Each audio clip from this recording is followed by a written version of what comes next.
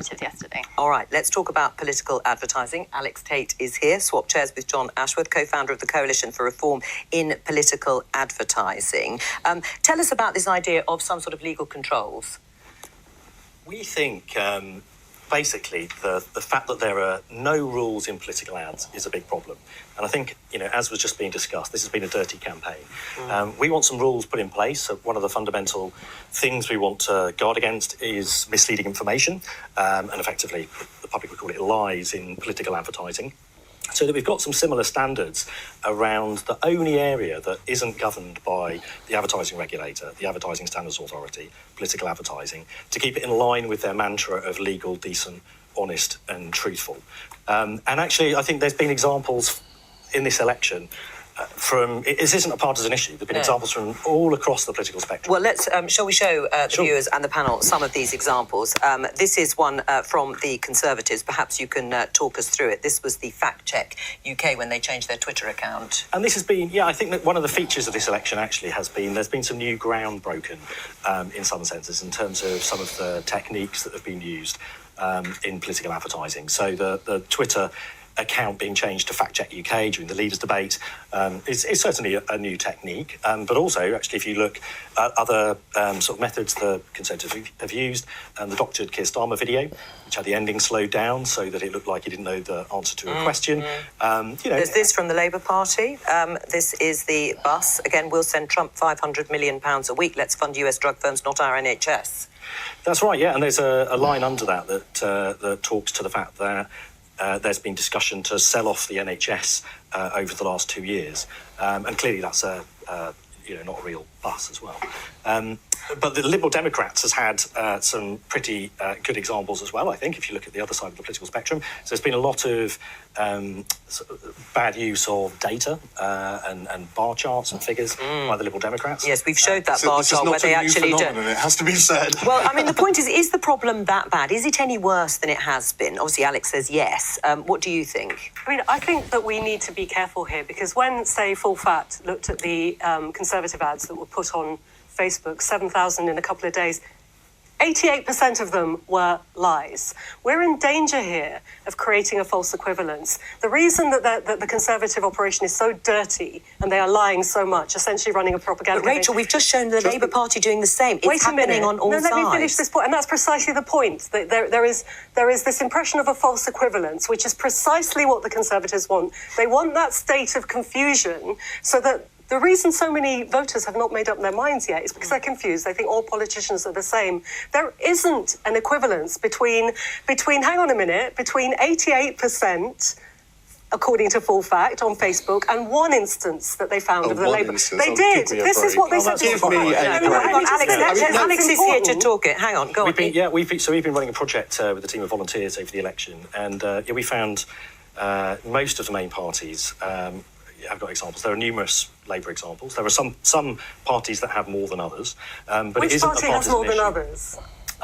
The Conservatives and Liberal Democrats. And by how much do the Conservatives have more than others? So the process that we've been going through is to gather evidence to show misleading claims. So we've not calculated in that way.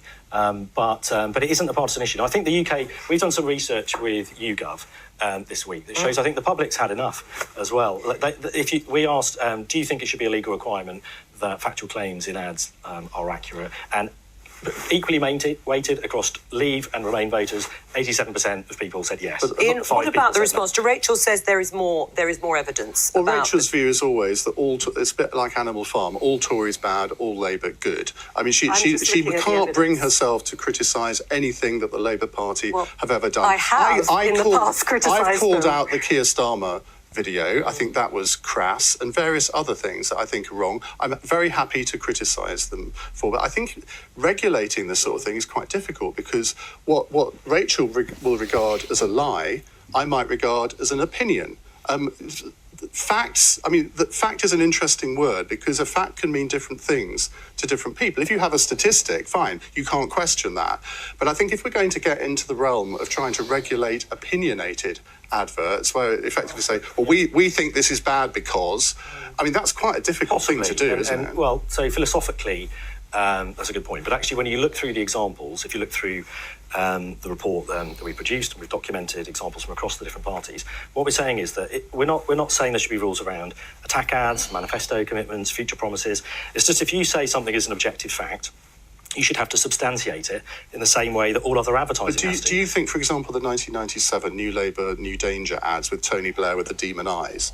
Now, I would say that crossed a line there, but you can't really regulate that, can you? It's a bit Surely different, you have to leave it to the electorate to think, well, actually, that went too far. We think less of the Conservatives because of that was ad. pulled up, of course. But yeah, no, it's specifically one of the key points we're making is about factual claims.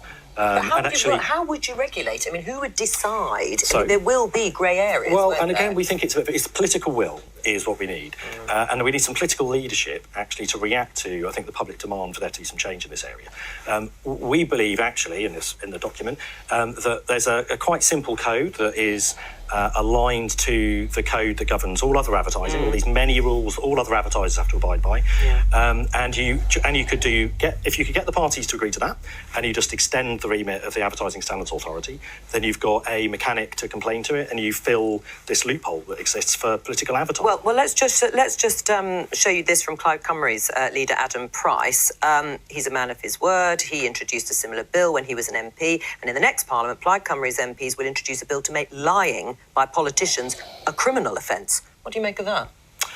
Well, it's wider than what we're advocating. So the scope of what we're looking at is political advertising. Well, it's ridiculous, isn't it? Because, look, nobody approves of anybody telling a lie. But again, how do you define in law exactly what a lie is in the circumstances that someone thinks somebody has lied? Can I just point out that we are completely missing the point? It's not about the lie. It's about creating an atmosphere of confusion so people don't know How do you put that into the law? So people don't know what to believe, and therefore they think, But you can't regulate like that, can you, they're also the same, I don't know what to do. It's essentially a form of voter suppression. Are we not underestimating the intelligence of the electorate here? Because most people, if they see something that they regard as a lie, they will think less of the politician or the party that promulgates it. And isn't that the job of us? Isn't that the job of Exactly. journalists to be constantly looking at what politicians are saying and trying that Fact Check UK thing, that didn't need regulating because the whole media called it out. There's a couple of points. Quite rightly. There's a couple of points here, though, and I think, and you're right, it is definitely the role of journalists. Advertising doesn't necessarily, and we're talking, specifically paid advertising,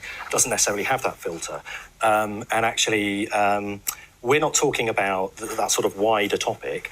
We're just saying that you should have to substantiate factual claims. And actually the point you're making around can the public decide for themselves, and there is this sort of line about the public aren't stupid, they can decide for themselves whether something's accurate or not. And my background is as an advertiser. The main impact of advertising is actually subconscious as opposed to conscious. So there is the reach and the frequency that these ads get allows sort of disinformation to enter the public discourse without the sort of check that... and that's why it's worse, because you have social media and you can have these images just go viral in seconds and they might just be totally untrue. All right, well, and that is an issue. We're going to just because we're going to show you two examples of where, well, hopefully they won't need fact checking. This is from both leaders of the Conservative and the Labour Party. Let's have a look.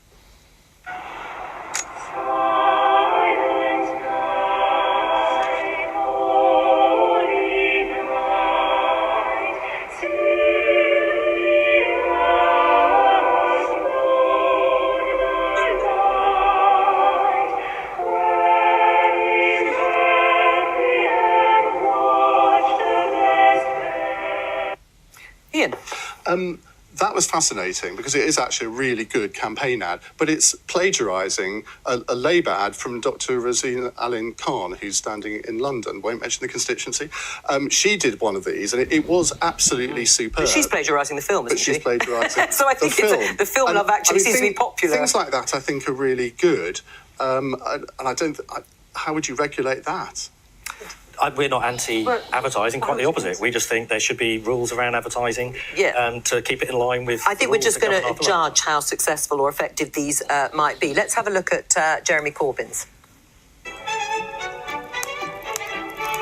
I'll bet Jeremy Corbyn will be glad when this election is over so he can go back to wearing his commie hat.